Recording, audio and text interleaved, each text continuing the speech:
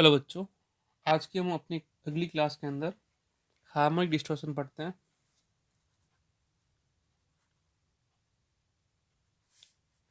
Distortion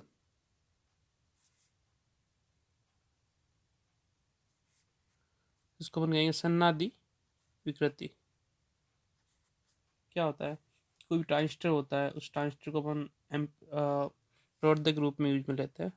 तो क्या होता है, ट्रांजिस्टर को प्रवर्धक के रूप में उपयोग लेने पर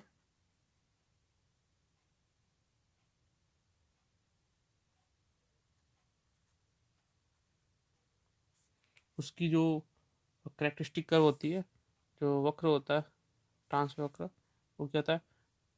अरेखीय, नॉन लीनियर प्राप्त होता है। अरेखीय प्राप्त होता है। ठीक है। तो उस केस के अंदर अपन ये कह सकते हैं कि अगर कोई स्मॉल सिग्नल है, ठीक है ना, कि यदि स्मॉल सिग्नल है, S transistor small signal model amplifier है, तो लगभग लगभग वो लगभग क्या करेगा, अपन को रेखीय ग्राफ देगा, वक्र देगा।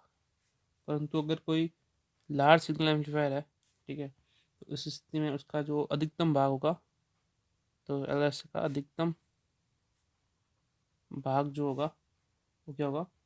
हाँ, नॉन लीनियर होगा, अरेखीय प्राप्त होगा, अरेखीय प्राप्त होगा। ठीक है।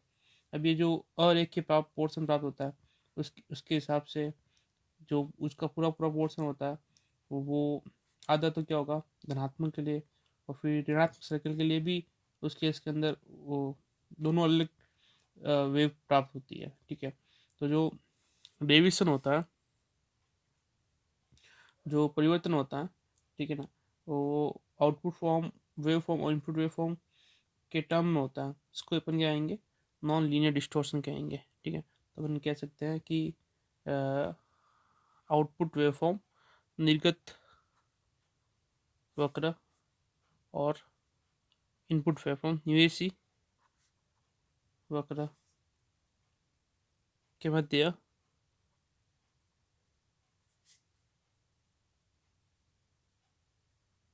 परिवर्तन को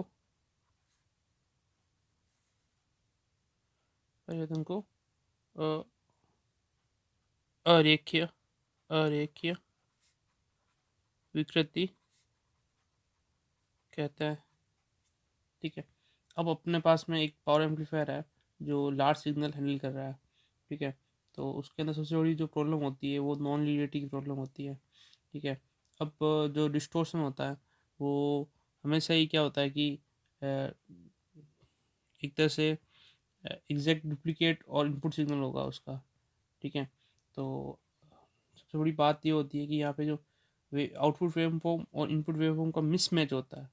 ठीक है। तो इसके अंदर जो फ्रिक्वेंसी होती है, ठीक है ना, तो उस फ्रिक्वेंसी के अंदर अपनी जो फंडामेंटल फ्रिक्वेंसी होती है, जो मूल आवृत्ति होती है, ठीक है ना, उसके अंदर मूल आवृत्ति के अंदर ही अपन को हायर ऑर्डर के अंदर डिफरेंट डिफरेंट फ्रिक्वेंसी कंपोनेंट मिलते हैं। ठीक है ना। उस डिफरेंट डिफरेंट फ्रिक्वेंसी कंपोनेंट को अपन क्या बोलते हैं? हार्मोनिक बोलते हैं। ठीक है। तो अपन इसको लिखेंगे कि जो आवर्ती आवर्ती का परिवर्तन प्राप्त होता है, जिसमें निर्गत की आउटपुट संकेत के साथ जो मूल मूल आवृत्ति है, फंडामेंटल फ्रिक्वेंसी है, गुणक, मूल आवृत्ति के गुणक प्राप्त होते हैं। ठीक है। जिसे अपन क्या कहेंगे? जो मूल आवृत्ति गुणक होते हैं उसे हम सन्नादी या हार्मोनिक, सन्नादी या हार्मोनिक कहते हैं। ठीक है। अब जो अपने पास में, जैसे सपोज करते हैं कि अपने पास अपनी फ्रिक्वेंसी वो एफ फ्रिक्वेंसी है। ठीक है। तो इसके अंदर जो कंपोनेंट मिलेंगे वो अपन को 2F 3F ऐसे करके NF ऐसे अलग अलग करके कंपोनेंट मिलते हैं, ठीक है ना। तो ये जो जैसे 2F कंपोनेंट है, ठीक है, 2F कंपोनेंट ये तो हो गई इसकी फंडामेंटल फ्रिक्वेंसी या मूल आवर्ती, ठीक है। और जो 2F है उसकी क्या है, ये है एक तरह से उसकी सन्नादी या हार्मोनिक। हार्मोनिक मतलब इसका फिक्स ऑर्डर, ठीक है ना, फिक्स गुणक, ठीक है ना। अब ये वैसे सन्नादी है तो ये इसका फर्स्ट हार्मोनिक है, ये फर्स्ट हार्मोनिक है, ठीक है। और फिर इसका जैसे ये ये 3F है तो ये इसका सेकेंड हार्मोनिक है, ठीक है ना। ऐसे करके अपन को अलग हार्मोनिक वेव प्राप्त होती रहती है, ठीक है। तो ऐसे करके ये एन हार्मोनिक वेव प्राप्त हो जाती है अपने को, ठीक है।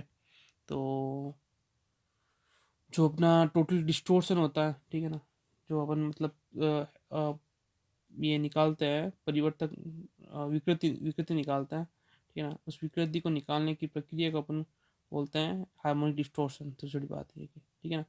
तो जो हम लिखेंगे जो आवर्ती के मान में विकृति होती है उसे हार्मोनिक डिस्टोर्शन कहता है, ठीक है। अब अपने पास में कॉमन जो फॉर्मूला है फंडामेंटल फ्रिक्वेंसी, अगर एम्पलीट्यूड है ना फर्स्ट फ्रिक्वेंसी का A1 है, ठीक है। अपन कहेंगे कि यदि मूल आवर्ती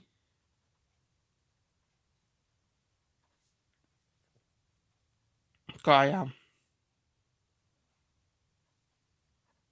A1 है वह nth सन्नादि का आयाम AN है, तो जो nth हार्मोनिक डिस्टोर्शन होगा, nth हार्मोनिक डिस्टोर्शन होगा, उसको अपन क्या लिखेंगे, उसको लिखेंगे परसेंटेज ऑफ DN, ठीक है। और इसका फॉर्मूला रहेगा AN अपॉन A1 का मोड इंटू 100, ठीक है। इसी तरह से जो सेकंड हार्मोनिक रहेगी, सेकंड हार्मोनिक डिस्टोर्शन, उसका हो जाएगा D2 बराबर mode of A2 upon A1 into 100%, ठीक है। और ऐसे थर्ड होगा तो उसको अपन लिखेंगे A3 अपॉन A1 का मोड,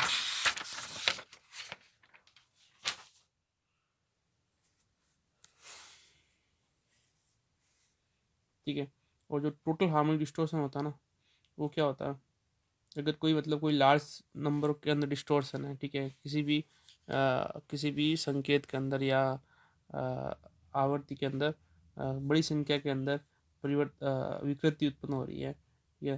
तो उसका जो अपन निकालेंगे वो किस तरह से निकालेंगे, तो उसके सम के का स्क्वायर होगा, ठीक है ना।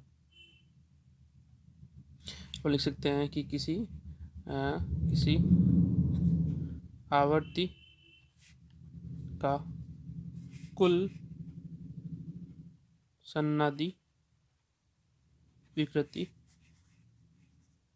विकृति कुल विकृति के योग का प्रतिशत, को लिखते हैं total harmonic distortion equal to root of D2 का स्क्वायर, D1 D2 का स्क्वायर, D3 का स्क्वायर, D1 का DN का स्क्वायर इंटू 100%। और ऐसे ऐसे इसको परसेंटेज D से लिखते हैं शॉर्ट के अंदर, ये रहेगा इसका A2 का स्क्वायर प्लस A1 का स्क्वायर, A1 तो होता ही नहीं इसके अंदर, A2 के बाद में A3 डॉट ए एन का स्क्वायर अपॉन ए एन का मोड ए वन का मोड इंटू 100%। ठीक है, तो इसका टोटल हार्मोनिक डिस्टोर्शन ये मिलेगा। ठीक है, अब अपन बात करते हैं इसके सेकेंड हार्मोनिक डिस्टोर्शन की। ठीक है, द्वितीय नदी द्वितीय सन्नादी आवृत्ति होती क्या है। ठीक है, तो जो पावर एम्पलीफायर होता है वो बेसिकली नॉन लीनियर डिवाइस है पूरा पूरा। ठीक है, क्योंकि उसके अंदर ट्रांजिस्टर होता है, ट्रांजिस्टर अपन को पता है अनोमिक। ठीक है, अनोमिक डिवाइस है, तो उसमें नॉन लीनियर ग्राफ मिलेगा। ठीक है, तो अभी अपन को पता है कि ट्रांजिस्टर के अंदर जो आउटपुट करंट होती है ना, तो निर्गत करंट जो होती है, निर्गत धारा जो होती है वो आईसी होती है, और जो बेस धारा होती है, आधार धारा, वो होती है आईबी। ठीक है ना, अब इन दोनों का जो रिलेशन है ग्राफ के हिसाब से अपन पैराबोलिक शो कर सकते हैं। पैराबोलिक रिलेशन, ठीक है ना, परवलयकार होता है। ठीक है, तो परवलयकार की समीकरण क्या होती है उसके हिसाब से, ए एक्स बराबर A one I B plus A two I B का स्क्वायर, जहाँ पे जो ए वन और ए टू है वो क्या नियतांक है। ठीक है, ए वन और ए टू क्या नियतांक है। ठीक है, और जो अपना इन वेव फॉर्म होती है, ठीक है ना, इनपुट वेव फॉर्म या इनपुट वेव को, ठीक है, इनपुट तरंग जो होती है, ठीक है, वो होती है कोसाइन फलन। कोसाइन फलन फंक्शन होती है, ये कोसाइन फंक्शन होती है, तो उसको अपन आई बी को लिखते हैं आई एम कोस की omega T.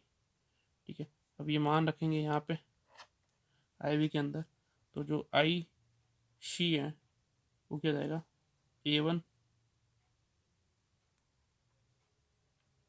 I am cos omega T plus A two I am का square cos square omega T. ठीक है, तो ये जो कोस स्क्वायर ओमेगा टी है वो है 1 plus cos two omega t by to.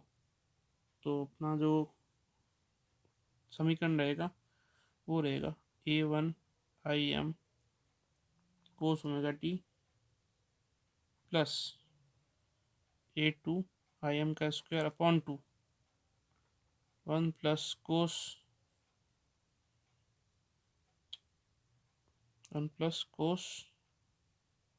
To omega T. ठीक है, 1 plus cos two omega t रहेगा। नेक्स्ट, अब इसको खोलेंगे तो आई सी इक्वल टू रहेगा a one I am cos omega T plus A two I am का square upon two plus A two I am का square upon two cos two omega T. ठीक है ना, और यहाँ से जो अपना समीकरण बनेगा उसको अपन लिखेंगे, किस तरह से लिखेंगे,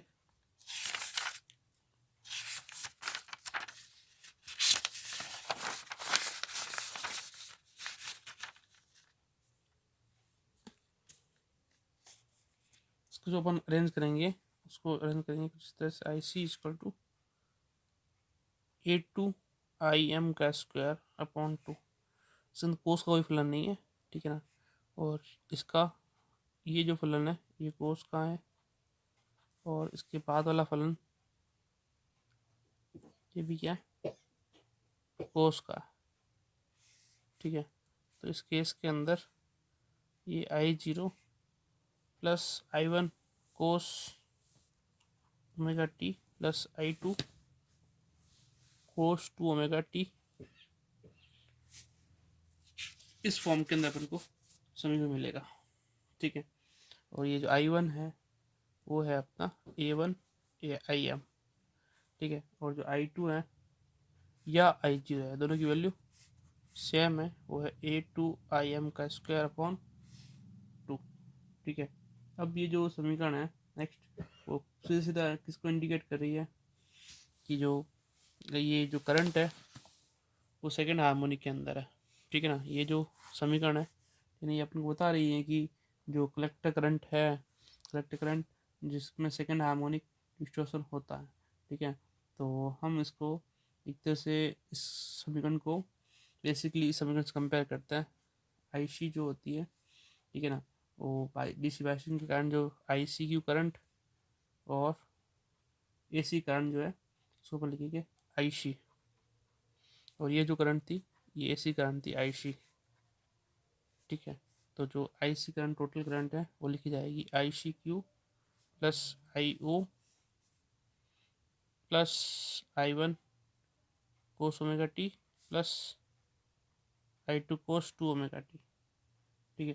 अब इसका अपन ग्राफ देखते हैं कि ग्राफ इसका कोसाइन किस तरह से होता है, ठीक है ना। चलो इसका ग्राफ अपन डिस्कस करते हैं इसके नेक्स्ट वीडियो के अंदर।